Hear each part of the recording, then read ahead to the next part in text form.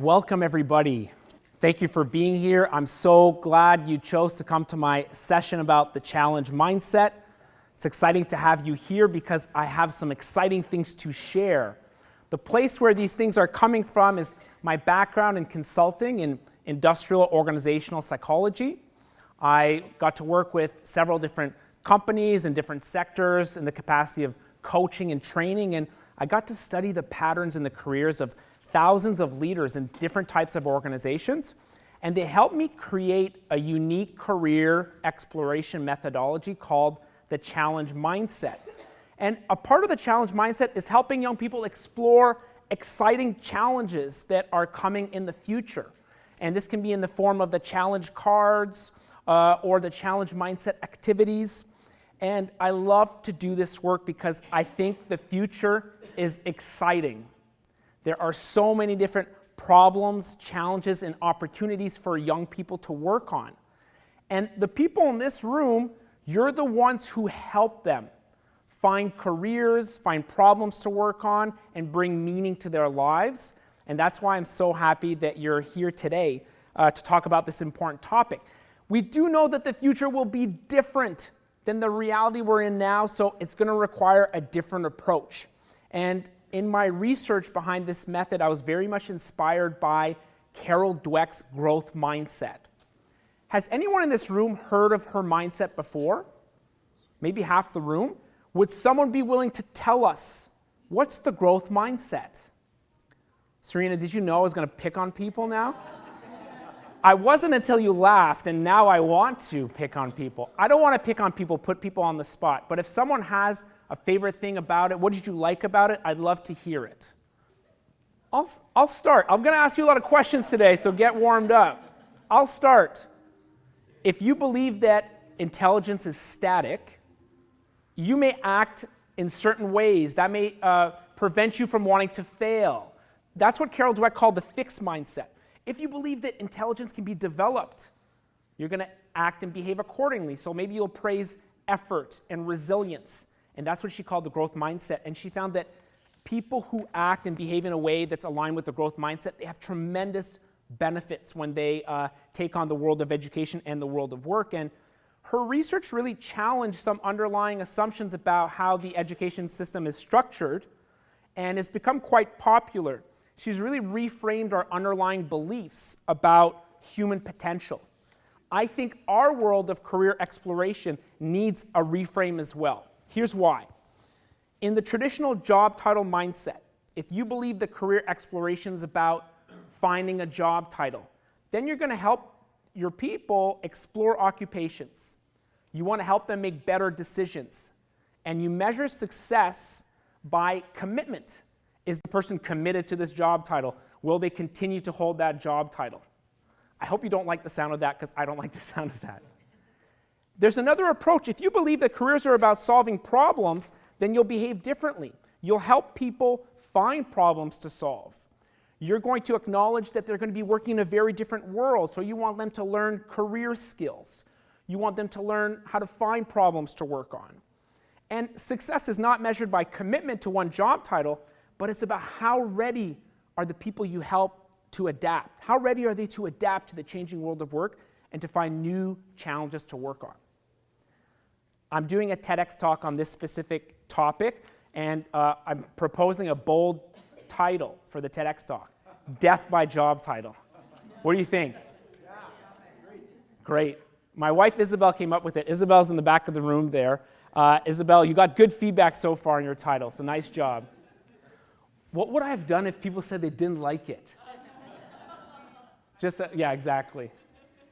Listen, Isabel is trying to encourage me to be more provocative in my approach, because I really believe we're not doing things the right way. When we ask kids, what do you want to be when you grow up, what we're suggesting is that they need to pick one job title that they'll have for the rest of their lives. That's not what we meant by the question, but I can tell you that's what they're hearing.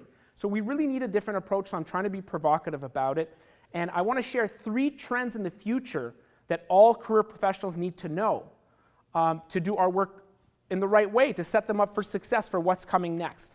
You all know about the exponential power of technology. This is a graph based on Moore's law that predicted that Computing power will continue to accelerate the pace of change in our world. So we can expect more change faster.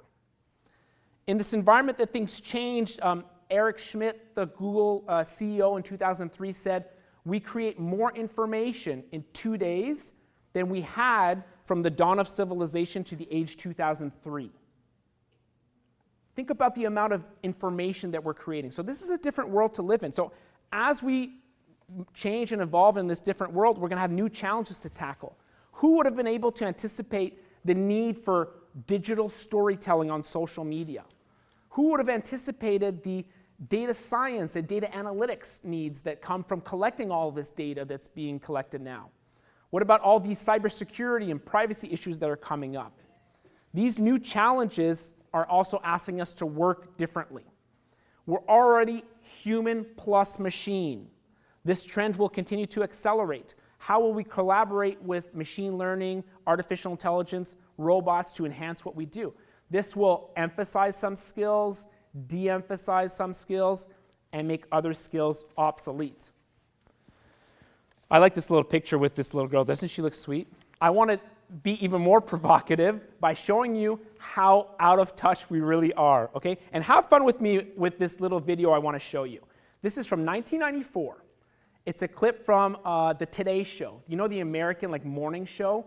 And what happened is that they just did a segment on violence in America, and for the first time ever, they asked people to email them.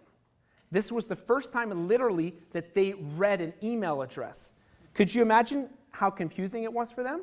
What do you think tripped them up in that line there? At. Never seen an at before, okay? But I'd never heard it. I'd never heard it said. I'd always seen the mark, but never heard it said. And then it sounded stupid when I said it. Violence at NBC. The lunchroom. See, there it is. Violence at NBC. GE.com. I mean, well, Allison should know. What is internet anyway? Internet is that massive computer network. It's the one that's becoming really big now. What do you mean that's big? How does what do you write to it like mail? No, a lot of people use it and communicate. I guess they can communicate with NBC writers and producers. Allison, can you explain what internet is? No, she can't say anything in 10 seconds or less. Oh, Allison will be in the studio shortly. What does it mean? It's a giant computer network made up of, it started from... Oh, I thought you were going to tell us what this was. It's like a computer billboard. It's a computer billboard, but it's Right. nationwide. It's several universities and everything all joined together. Right. And others can access it. Right. And it's getting bigger and bigger.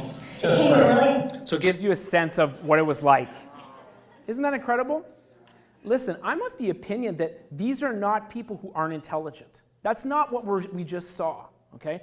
These are people that were introduced to something for the first time. Some of you in the room work with youth. The peak earning years for the youth that you're working with is the year 2060. Okay? That's 40 years from now. This was 25 years ago. Do you see the gap here that we're talking about? We're preparing people for the world that's coming up next, and it's very hard to predict. If we're going to try to predict, we need to think very differently about how we think about the future of work. The question I like to ask people is what's the world going to be like in the year 2060? It will be different. Different how? I'm going to give you some provocative scenarios to think about the world differently in 2060. What about this hypothetical scenario? The end of ownership. People don't buy products anymore. They buy services. So you don't own a home. You rent a living space where everything is taken care of for you. You don't buy a laptop computer. You rent a working system that's automatically updated and upgraded all the time. You don't even buy toys for your kids. You just receive age-appropriate toys all the time, and while they're there, they pick up the toys that you don't need anymore, and they're gone. This is a possible scenario for the future of work. How would you prepare a generation to deliver these types of services? Let me give you another scenario. 5 companies run the world. So imagine the next generation of Apple, Uber, Amazon, IBM. They bought and merged with every other company. How do you prepare someone for a career where the only options are the top 5? Does this scare you a little bit? I'm scared saying it out loud. Okay, so new scenario for this one. The people revolt, and the government overthrows the monopolies, and there's a new law. Companies cannot exceed the size of 100. So all companies in the world are broken up. How does that change the way that we work if we work in groups of 100 people? One more, a world where everything is tracked. We're already starting towards that, right? Where like microchips will be so inexpensive, you'll have one in your liver, you'll have one in your stomach, and everywhere. The chairs will have the internet, everything is measured. So how do you do candidate interviews when you have hundreds of hours of their performance data from their last job publicly available online? Isn't that a radically different approach than what we've got now? These are things that could happen in the future, and when I ask how the world will be different 2060, it's a provocative way of saying, in a fast-changing, unpredictable future, helping people choose one job title is not enough. We are better than that as a field. We know that some of the problems with job titles are the fact that there's way too many now. Those that the students and adults that we work with already know, well, they're the prestigious ones. What are the job titles that people know? Give me some popular ones. Business analyst, lawyer, software developer, doctor, engineer, policeman, right? It's a small list. And the ones that they do know, they focus on prestige or salary or even TV characters that they've seen. We also know that job titles will change. Some of them don't even exist yet. And job descriptions are hard to create now because things are moving so quickly. Companies are adapting fast. So my theory was that what if we go away from job titles and move to problems, challenges, and opportunities? What if we focused on that? And what do I mean by that? Well, here are some problems to solve. How can we clean our oceans? How can we increase intergenerational learning? How can we celebrate different cultures? These are kind of global in scope, right? What about some local challenges? How can we improve our local park? How can we build furniture that lasts? How can we encourage voter participation? Are you seeing this list of problems? Pretty easy to generate, right? Isn't it fun to think about cool problems to work on? I'd like to ask in this room, what do you care about? Would you rather invent new biotechnology or promote healthy living? Someone volunteer to share their opinion and why?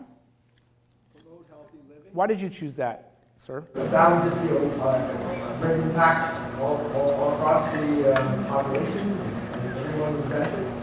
When I'm listening to you, I'm thinking you think of scale, right? Impact the whole population. I like that. Thanks for sharing. Anybody pick a different one that wants to share why? I'll choose the different one than the other one. Yeah. So the biotechnology, if I was inventing new biotechnology, I'd be creating ways to promote. I see. So kind of within the scope of that. That's great. Do you accept? Yeah. Oh, good. He's okay with it. He's okay with it. Yeah. It's a nice laugh. It's a gentle, yeah. So I like provoking people by showing them interesting challenges to work on and finding out what they want to work on. What about on this slide? Improve mental health or design the future of transportation? What's your choice here? Mental health is the most popular challenge usually I show people. We're finally talking about this as a society, and we're doing something about it, which is fantastic. Imagine doing this exercise with the people that you work with, showing them different challenges to work on. In a group setting, you could even ask everyone to stand up and to move to one side of the room or the other based on their challenges. When people share their opinions, I'm fascinated by listening to what they say, because if you really listen, you can hear their values, their experiences, how they see the world. It's fascinating. And I can't believe what some teenagers know about these challenges, things that I had never thought about before. I call this the challenge face-off, and it's a very easy, interactive activity that a lot of schools now are using as an icebreaker to introduce the topic of career exploration. Why are they doing it? Well, there's a lot of stuff they need to break and undo. What do they need to break? Years and years of kids being asked, what do you want to be when you grow up? So they come and they're expecting that they need to pick a job title. This is trying to move them away from that, the challenge face-off.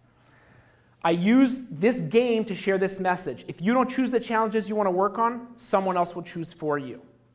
I'm glad you decided to become an engineer, but what are you going to do when you graduate? Apply to 50 different companies and hope that someone hires you? That's what a lot of people do. But are those companies aligned with your values? Are they working on the challenges that you care about? Maybe they are, maybe they aren't. If you don't choose the challenges you want to work on, someone else will choose for you. Now, traditionally, we've asked people in high school, what's your favorite class? We're going to figure out what you're going to do. What's your favorite class? You like math? Okay, well, if you like math, you can study accounting in university. It's a great degree because then you work as an accountant. And it's very simple. You'll get hired by an accounting firm. Then, when you're 27 or 32, you finally get to see, well, what are the challenges I'm trying to solve? Maybe you're helping your clients collect better financial data so they make better decisions. Maybe you're helping them become fiscally transparent. And maybe you love that. Or maybe you hate it. You all have met people who've been through this. The challenge mindset's about flipping the model. What if you start first by looking at challenges you want to work on in the world? Find companies that are working on those challenges now. Look at the jobs offered at those companies. Who are the people that work there? What did they need to learn to be able to do that? When people discover this reverse cascade, they understand why they're going to school. I'm in school because I'm going to learn something important that's going to help me work on a challenge I care about. Think about the impact on their engagement, their motivation. It's very hard for them typically to make the connection between school and work. This is helping them do that specifically. Okay, questions, comments, reactions so far? Are you still with me? Yeah? Great. Good. Some people in the room have already used the challenge mindset before. Can you give me a sense of that? Yeah, maybe a quarter. Everybody else is new to it? Great. Simone, you've used the challenge mindset before. Can you tell me about that? I'm a career and education advisor, and I work in high schools in the Northwest Territories. And I was working in a community on an island in the Arctic Ocean, a small little town. And one young man who was kind of identified to me as somebody who was completely not engaged in school, barely showed up, problems with drugs and alcohol and everything, was in our presentation with his head down, totally not interested until we brought up the challenge cards. And then he lit up and just got completely engaged. And then when I was working with him one-on-one, he was explaining to me why he was picking the cards. One of which was protecting society from crime. That's great. It's really interesting. So I was pretty excited about that. Thank you for sharing that story. I'm really glad you do the work that you do, because when you think about the difference you can make in a person, I mean, everyone has the chance to do that, right? Like, that's why we're here, to make a difference in people's lives. But when you hear it said in that way, it's just like, it's really powerful. Thanks for doing it. We're talking at an expert level right now, by the way, right? This is the theory behind the idea. But when you engage with your clients, the whole thing becomes very simple, because all you're doing is showing them challenges that they can work on. There's so many ways you can expose them to challenges. Let me tell you about the way I did it with Anna. She was a young student who, like everybody, had this job title mindset. I wanted to help her get the challenge mindset. And I asked her, what challenges or opportunities exist in the world? The issue with that question is that she didn't know. So I gave her a copy of a magazine called The Economist, and I said, pick your favorite article. And she picked an article about this special type of algae that was being used to clean polluted waterways. Isn't that a cool problem to solve?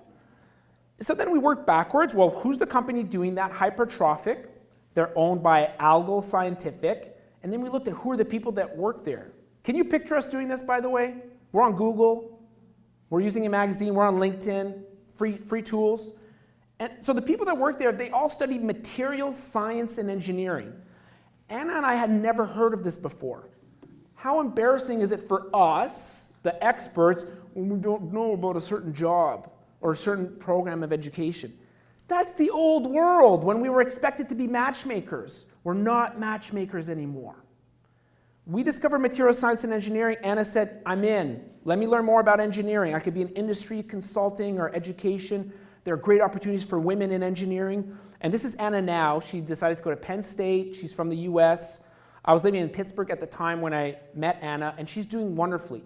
She has a mindset. We're not measuring her success by her commitment to material science and engineering. She has this mindset. She's ready to adapt. She's constantly looking for problems, challenges, and opportunities. This is her second year. She's managing the lab.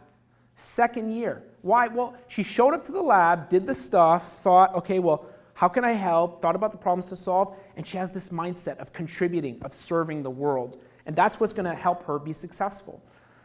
Thinking about problems gave her real data about the world of work. It's sort of like gathering labor market information in a very simple and accessible way. And it gave her a new approach to prepare for careers. What if you wanted to make something that matters or use big machines? Maybe you're going to find a skilled trade that's going to help you work for Boeing. This mindset is for all types of students because people of all types can solve problems. Different levels, different scopes, it doesn't matter. They're still going to be solving a problem for someone at the end of the day. I want people to become challenged researchers so that they are always on the lookout. Young people need to hear this message, and today I have a big ask of you is that you help me with this because the young people that we're meeting today, the research shows that they're less independent than they were before. They're more anxious. Have you heard that, more anxious, by the way? Are you seeing it? I'm hearing that a lot, that the young people, they're coming to you, they're so stressed out. One of the stressors is, I don't know what I want to do. Wait, what do you mean what you want to do? Do you mean you think you should have one job title picked out now for the rest of your life? Oh, I guess that doesn't make that much sense now. But all their friends are doing it in their environment. They're doing this, right? We need to stop it, and that's what I need your help with. We forced them to focus on academics because we said, you know, studying and get good marks, that's a little bit more important than getting a part-time job. Are you sure? I don't know. That's what's happening. They know that student debt's coming. They know that there's such a thing as unemployment, underemployment. They've seen their parents work. They know what disengagement in the workplace looks like. This is heavy stuff. If this slide feels heavy to you, it should. It feels heavy to me. I have a different message that that they should know about. It's that the world needs you. What do I mean? Think about all the problems, challenges, and opportunities that are out there. That's why I'm so excited about the future. There's so many things to fix in the world, and the world needs you. This message, the world needs you, gives them hope. And I know that you meet with people who have lost hope. So getting them to feel that hope is such a huge emotional turnaround for some of the people that you help. I've got a challenge here for you. I want you to tell me who does this. Engineer better medicine. Who works on that? Biomedical. Biotechnologists, pharmacists, biology, chemists. Can you picture the white lab coat? Does somebody have a creative suggestion for me? Something we haven't mentioned yet, something very different. I'm sorry? Holistic health stuff. Selling the rights and proposals. Oh my God, that doesn't have a white lab coat? Are you serious? He's right though, isn't he? Isn't there a project manager keeping everyone on tasks? Isn't there an HR person hiring the team and making sure they work together? Isn't there a finance person that's financing the drug development? Who designed the logo for the new package? Who cleans the lab? There's so many different ways to contribute to challenges. And this is eye-opening for students who typically are focused on just one set of job titles. This really broadens their horizons. So the way that I've been doing it is with this tool called the challenge cards. And with the challenge cards, it's an easy way for them to learn about challenges, problems, and opportunities in a language that's accessible to them with a picture, image that they connect with. And the way I'm doing this is online. So let me show you what I do is basically I ask students to say, are you interested, not interested, or very interested in this challenge? Do you see my little smiley faces down there? That's just what it says, like redesign the healthcare system. Oh, I'm interested. Promote healthy living, very much. Advance health informatics, not that much.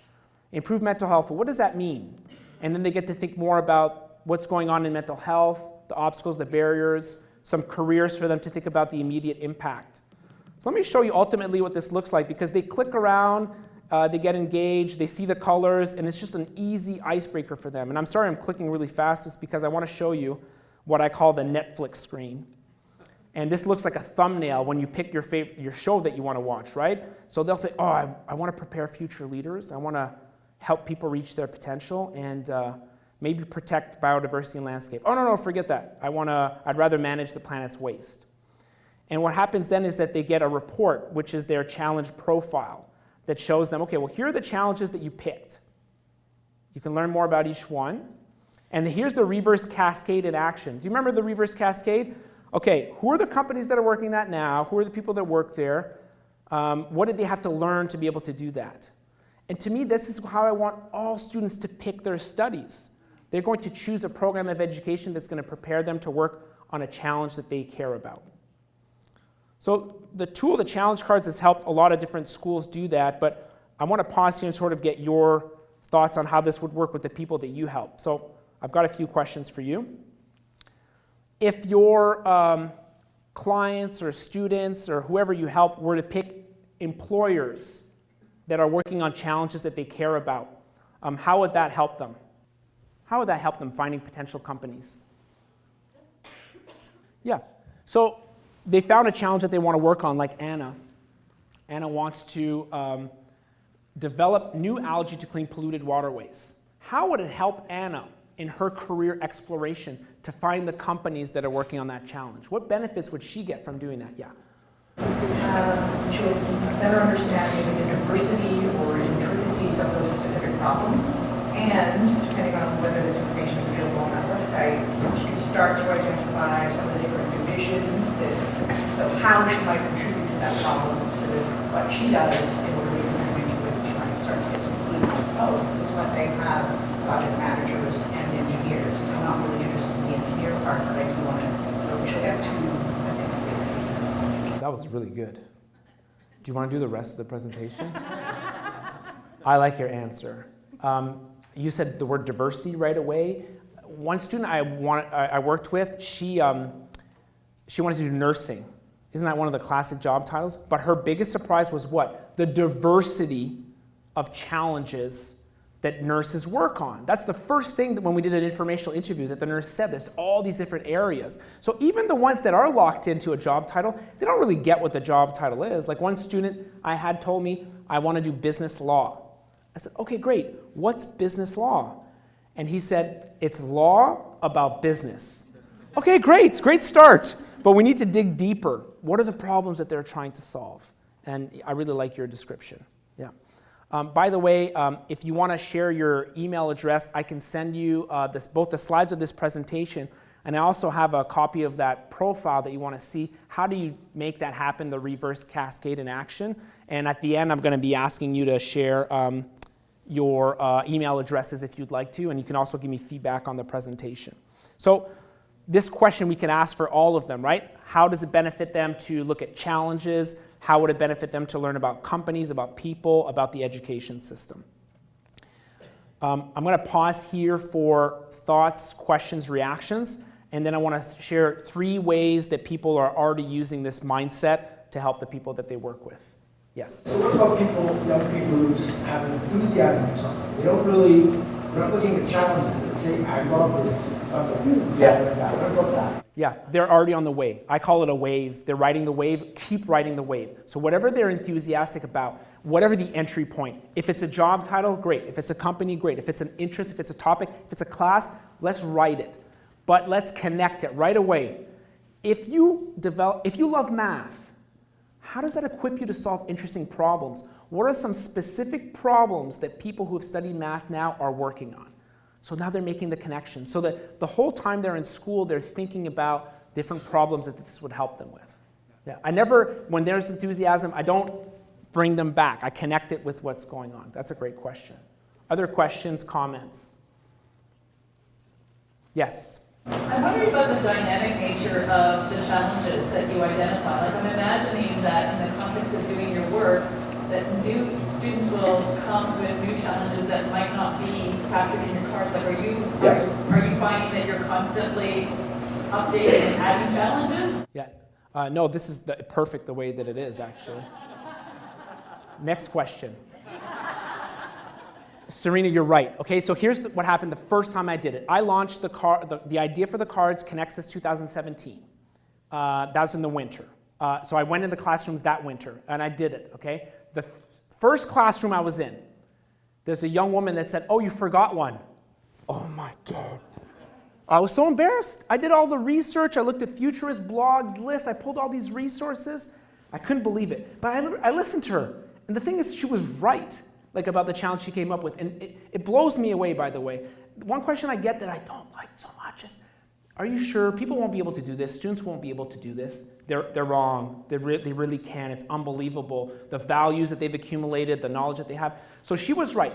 And what I later understood when I started doing more program evaluation is that her answer was the goal of the exercise. It is not a flaw, it's a feature in the challenge mindset. What does that mean?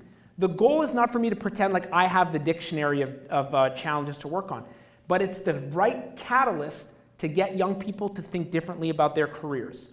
One card sort for 10 minutes, changing completely the way they look at their future for the rest of their lives. It's a lofty goal, but I'm really trying, and I need your help to make this happen.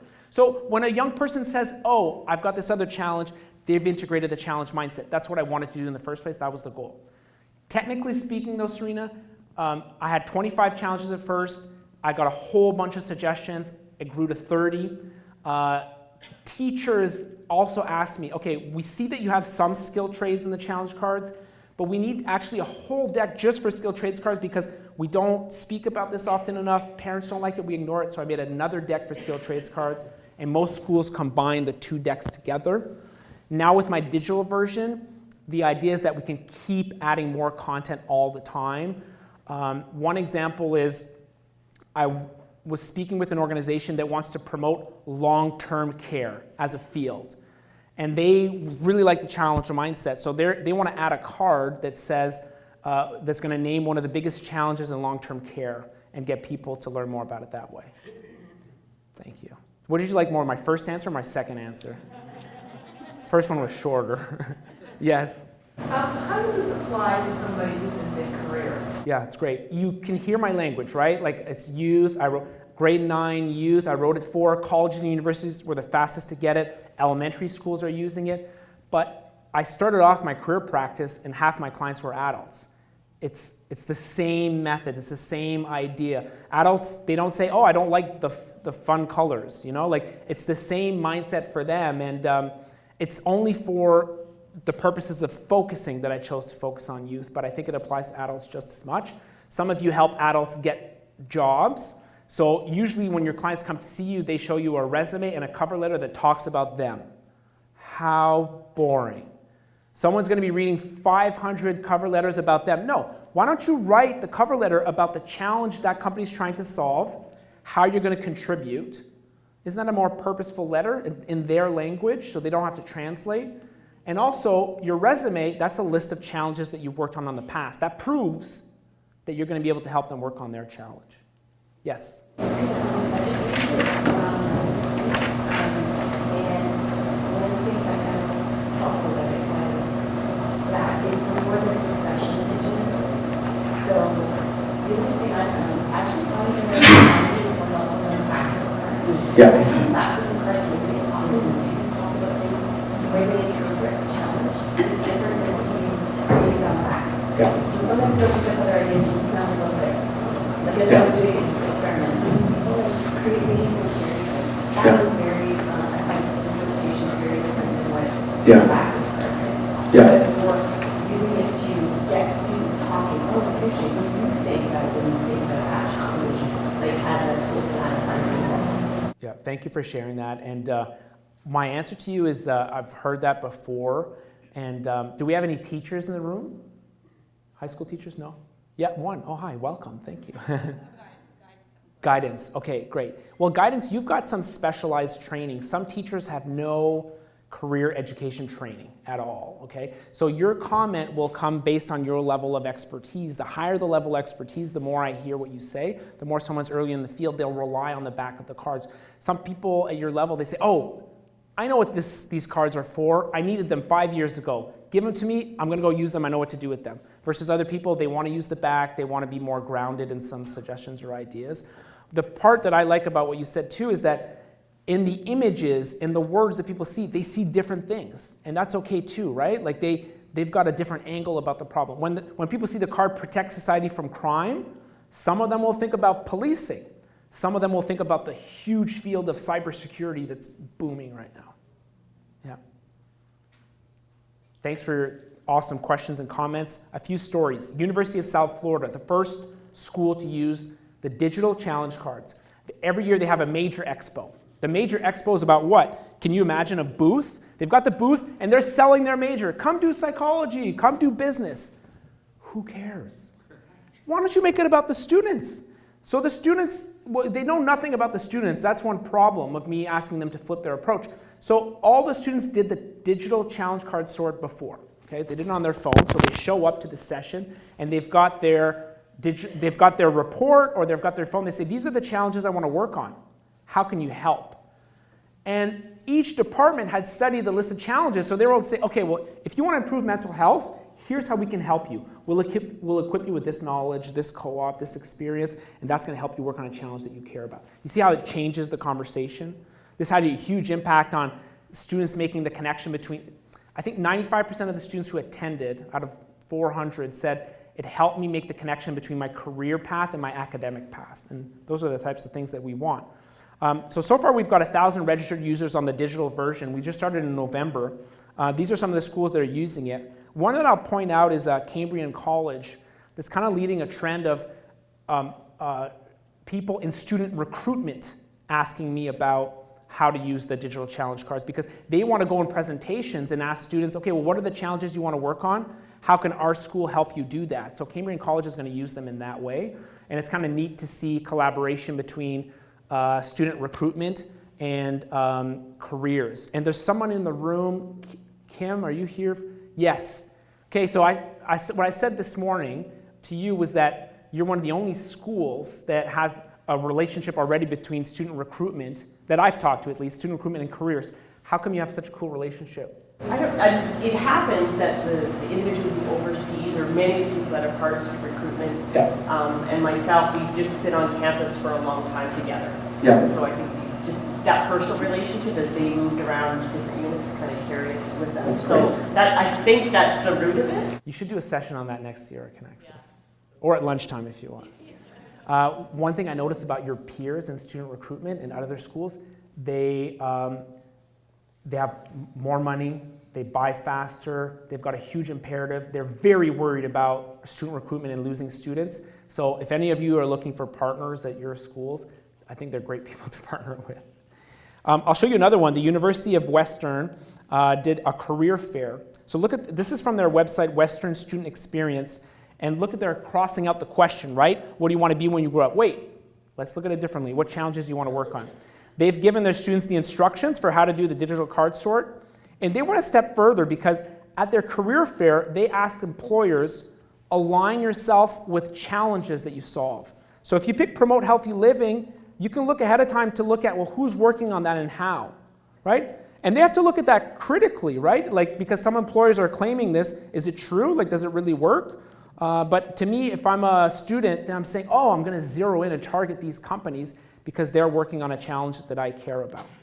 What else did you want to cover today that we haven't covered yet? What other questions that you've got that we haven't addressed? Yes, a question back here. No? Yes. Hi, Jake. It's Tony from Simon Fraser. We chatted. So we've had the cards for a while, and we've been doing stuff one-on-one, and we have very similar feedback.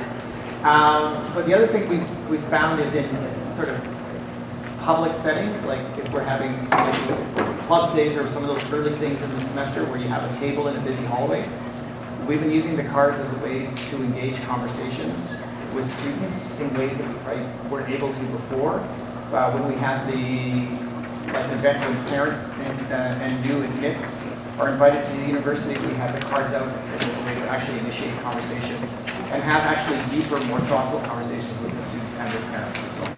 Yeah, thanks for doing the work that you do, by the way, and leading that transformation. I appreciate it. And it keeps coming back to this word conversations. But I really appreciate you being here, you helping me make this change. Maybe there's a parent that you're going to send this to. Maybe there's someone in your department that you'll send this to, just to make this idea more concrete and applicable for them. I'd love your help in that regards. I've got a Facebook community called Challenges for Change, and on there I've got the toolkit that goes along with it. I'll give you an example. There's one school that they said, we can't afford a classroom set. We're just going to buy one deck and share it. Then I've got something called the Challenge Cards Rating Form, where they just have a form where they rate the cards. So it's all these little tools that people have asked me for to make it more useful. And it's called Challenges for Change. Okay, big thank you for your time, your energy. I hope we get to talk more, but thank you very much for coming today. I appreciate it.